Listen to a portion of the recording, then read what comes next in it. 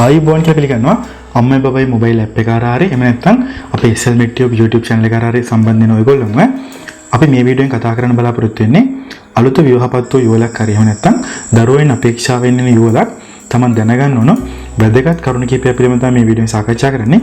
අපිට ඒක දිගටම එකතුලා ඉන්න මේ SLMet Tube.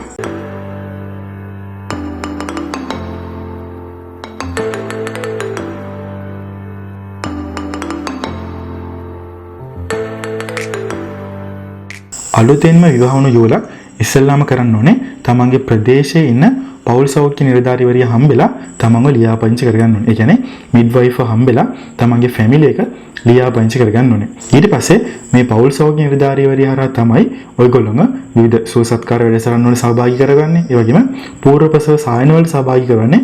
මේ පෞල් සෞඛ්‍ය නිලධාරිවරිය හරහා තමයි මේ මැදිහත් වීම සම්පූර්ණ සිදු වෙන්නේ. ඒ නිසා ඔයගොල්ලෝ විශේෂයෙන්ම ඉස්සෙල්ලාම කරන්න ඕන දේ තමයි ඔයගොල්ලෝ ලියාපදිංචි වෙන්න ඕනේ. මේ ලියාපදිංචි වල පස්සේ ඔයගොල්ලෝ යොමු කරනවා මේ පූර්ව ප්‍රසව සායන වලට.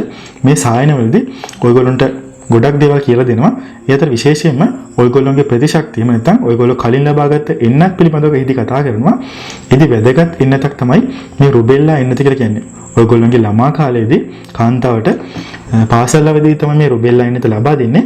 මේ පාසල් අවදියේදී රුබෙල්ලා එන්නත ලබා ගන්න බැරි වුණ කෙනෙක් නම් තමන් ගර්භණී භාවයට පත් වෙන්න මාස 3කටවත් කලින් මේ රුබෙල්ලා එන්නත ලබා ගැනීම අනිවාර්යයි. මේ විදිහට ඔයගොල්ලෝ මේ පූර්ව ප්‍රසව සායන වලට සහභාගී වෙනවා නම් අනිවාර්යෙන් ඒ හරහා ඔබට මේ එන්නත ලබා ගන්න පුළුවන්. මේ පූර්ව ප්‍රසව සායන වලට සහභාගී වුණාට පස්සේ ඒ හරහා ඔබගේ සෞඛ්‍ය තත්ත්වය සම්පූර්ණයෙන් මැනබැලීමක් කරනවා. මොකද තමන්ට ජාන වලින් උරුමන සමහර රෝගී තත්ත්වයන් තියෙන පුළුවන්. විශේෂයෙන්ම තැලසීමියා වගේ රෝගී තත්ත්වයක් තියෙනවද කියලා මවගේ රුධිරයත් පියාගේ රුධිරයත් රුධිර පරීක්ෂණයක් කරලා විශේෂයෙන්ම මේ තැලසීමියා අවදානම් කලාපවල ජීවත් වෙන කට්ටිය මේ වයඹ පළාතේ ජීවත් වෙන කට්ටිය කියන්නේ කුරුණෑගල පුත්තලම වගේ ප්‍රදේශවල ජීවත් වෙන කට්ටිය මේ තැලසීමියා පරීක්ෂණයක් කර ගැනීම අත්‍යවශ්‍ය වෙනවා. ඒ වගේම තවත් වැදගත් කාරණයක් තමයි ඔයගොල්ලෝ දරුවෙක් අපේක්ෂාවෙන් ඉන්නවා නම් මාස 3කටවත් කලින් ඉඳන් ෆෝලික් ඇසිඩ් ලබා ගන්න ඕනේ. මේ ෆෝලික් ඇසිඩ් කියන සංඝටකය දරුවාගේ මොළේ වර්ධනයට ඒ වගේම ස්නායු පද්ධතියේ වර්ධනයට ඊට වැදගත් සාධකයක් වෙනවා. ඒ නිසා මේ ෆෝලික් ඇසිඩ් ලබා ගැනීම අත්‍යවශ්‍ය කාරණයක් වෙනවා. ඒ වගේම Taman ගර්භණී භාවයට පත් වෙන්න කලින් ඉඳන්ම පෝෂදායී ආහාර රටාවට හුරු වෙන්න ඕනේ. විශේෂයෙන්ම කෘත්‍රිම ආහාර වලින් තොරව ඒ වගේම ක්ෂණික ආහාර වලින් තොරව පෝෂදායී සමබල ආහාර වේලක් ලබා ගැනීම මේ ගර්භණී භාවයේ අපේක්ෂාවෙන් ඉන්න මේ යුවලටම දෙදෙනාටම ඉතා වැදගත් සාධකයක් වෙනවා. ඒ වගේම ශරීරයේ බර පිළිබඳවත් වැඩි අවධානයක් යොමු කරන්න ඕනේ. මොකද ස්ථූල භාවයෙන් පෙළීම Tamanගේ දරුවෙක් අපේක්ෂා කරන කාන්තාවට අනාගතයේදී ප්‍රශ්නයක් ඇති කරන්න පුළුවන්. ඒ වගේම තවත් වැදගත් සාධකයක් තමයි මේ මත්පැන් සහ දුම්බැඩ භාවිතය සම්පූර්ණයෙන් නතර කරන්න ඕනේ. පවුලේ ස්වාමි පුරුෂයා මේවා පාවිච්චි කරනවා වෙන්න පුළුවන්. ඒක සම්පූර්ණයෙන් නවත්තන්න ඕනේ. මොකද Taman මේ දුම්බැඩ පාවිච්චි කරන කෙනෙක් අසලට යාම තුළින් Tamanටත් තමන් අනියම් විදිහට මේ දුම් බීමට මැදිහත් වෙලා තමන්ගේ ශ්වසන පදයේ තුලටත් මේ විස දුම ආග්‍රහණය වෙනවා. ඒ හරහා තමන්ගේ කුසට ලැබෙන්න ඉන්න දරුවටත් යම් බලපෑමක් ඇති කිරීමේ හැකියාවක් තියෙනවා. ඒ නිසා දුම් බීම ඒ වගේම මත්පැන් භාවිතයෙන් සම්පූර්ණයෙන් වැළකෙන්න ඕනේ. ශාරීරික සෞඛ්‍ය වගේම මානසික සෞඛ්‍යයත් ඉතාමත් වැදගත්. අලුතෙන්ම පරීක්ෂණ කණ්ඩායමක් සොයාගෙන තියෙනවා.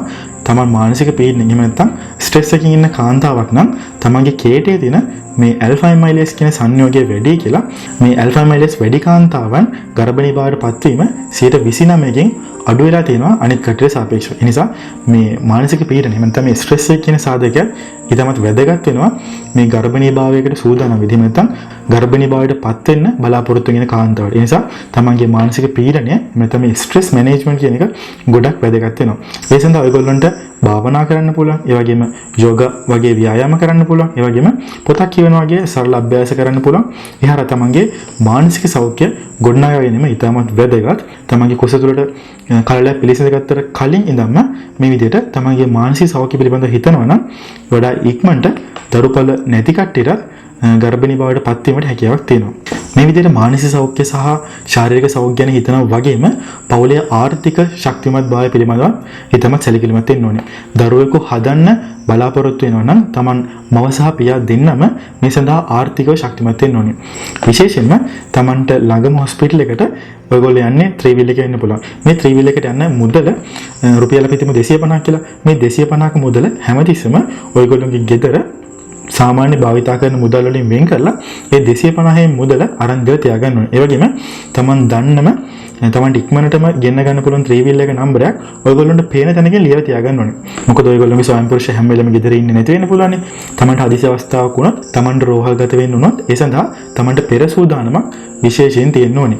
ඒ වගේම තමන් මේ අනාගතයේ බලාපොරොත්තු වෙන දරුවා වෙනුවෙන් තමන්ගේ පඩියෙන් යම්කිසි කොටසක්, ඊට කුඩා කොටසක් ඉතුරු කරන්න ඕනේ. එතකොට යාට අවශ්‍ය ඇඳුම් පැළඳුම් ටික සකස් කරගන්න. ඒ වගේම තමන්ගේ දරුවෙක් අසනීප වුණොත් ඒවට බෙහෙත් තියත් කරන්න තමන්ට මුදලක් තමන්ගේ ළඟ තියෙනවා. ඒ නිසා තමන්ගේ පඩිය හම්බුනට පස්සේ යම්කිසි කොටසක් මාසිකව ඉතුරු කරන්න වග බලා ගන්න ඕනේ. ඒ වගේම තවත් වැදගත් කාරණයක් තමයි තමන්ගේ ලිංගික සෞඛ්‍ය සහ තමන්ගේ පිරිසිදුකම ඊටමත් වැදගත් කාරණයක් වෙනවා. මොකද මේ ගර්භණී කාන්තාවන් අතර ඊටමත් සුලභව දකින්න පුළුවන් රෝගී තත්ත්වයක් තමයි නිතර ඇති වෙන මුත්‍රා ආසාදනය. නැත්නම් මේ UTI කියන තත්ත්වය.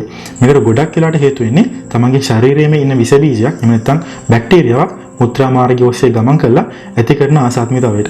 ගොඩක් වෙලාට මේකට හේතු වෙන්නේ තමන්ගේ ශරීරයේ පිරිසුදුභාවය අඩුකම, ඒ වගේම තමන් දෛනිකව පරිභෝජනය කරන ජල ප්‍රමාණය අඩුවීම. මේ කාරණා ටික හදාගත්තොත් ගොඩක් වෙලාට මේ ගර්භණී සමය තුළ ඇතිවන මේ මුත්‍රා ආසාදන තත්ත්ව වලින් වැළකෙන්න පුළුවන්.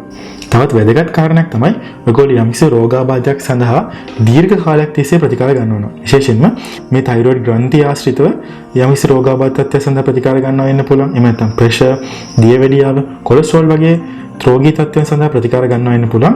මේ වගේ කෙනෙක් දරුවෙකු හදන්න සැලසුම් කරන කාලෙම විශේෂඥ වෛද්‍යවරයෙක් හම්බෙලා Tamanට දරුවෙකු හදන්න මේ සුදුසු කාලයද එහෙම නැත්නම් නැද්ද කියන එක තහවුරු කර ගැනීම ඊටමත් වැදගත් වෙනවා. මේ විදිහට වෛද්‍යතුමා කිව්වොත් ඔයගොල්ලන්ට දැන් මේ සුදුසු කාලය නෙමෙයි කියලා Tamanට පෞල් සැලසුම් ක්‍රමයක් පාවිච්චි කරන්න කියලා යෝජනා කරොත් ඒ අවස්ථාවේදී පෞල් සැලසුම් නිලධාරිවරිය විසින් ඔයගොල්ලන්ට ආරක්ෂාකාරී ඒ වගේම සුදුසු පෞල් සැලසුම් ක්‍රමයක් ඔයගොල්ලන්ට හඳුන්වා දෙනවා. ඒ වගේම තවත් වැදගත් කාරණයක් තමයි ඔයගොල්ලන්ට මේ නිවසේදීම ගර්භණී බව පරීක්ෂා කරන කට්ටලයක් ඔයගොල්ලන්ට ෆාමසියෙන් මිලදී ගන්න පුළුවන්. මේ කට්ටලයක් නිරන්තරයෙන් ගෙදර තියාගන්න ඕනේ.